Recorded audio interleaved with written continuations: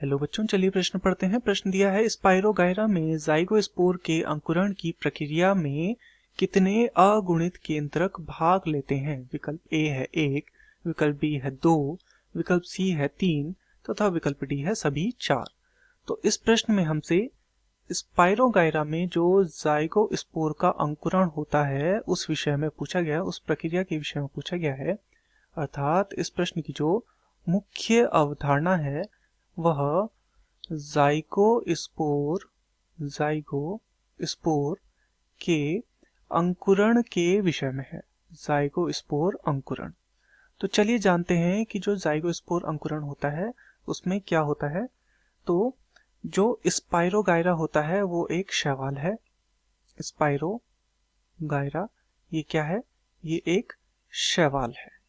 शैवाल तथा इसमें जो जाइगोस्पोर होता है तो ये लैंगिक जनन की विधि के माध्यम से प्राप्त होता है। तो जाइगोस्पोर क्या होता है? एक युग्मनज होता है, क्योंकि ये तंतुओं के मिलने से प्राप्त संरचना है जाइगोस्पोर।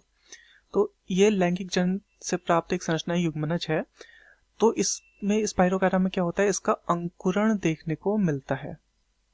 इस अंकुरण की प्रक्रिया में केवल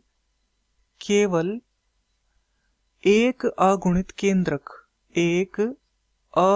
केंद्रक भाग लेता है। एक अगुणित केंद्रक भाग लेता है, अर्थात जिसमें गुणसूत्रों की संख्या क्या होती है? n गुणसूत्र इसमें होते हैं।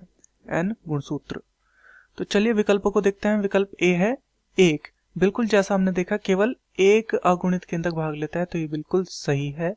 विकल्प बी है 2 इसमें केंद्रक भाग नहीं लेते हैं, अगुणित केंद्रक भाग नहीं लेते हैं। विकल्प सी है 3 भी अगुणित केंद्रक इसमें भाग नहीं लेते, तथा विकल्प डी है सभी 4, तो सभी 4 भी अगुणित केंद्रक इसमें भाग नहीं लेते। तथा दिए गए प्रश्न का सही उत्तर होगा विकल्प ए 1। मैं आशा करता हूँ आपकी यह समझ में आया होगा। धन्यवाद।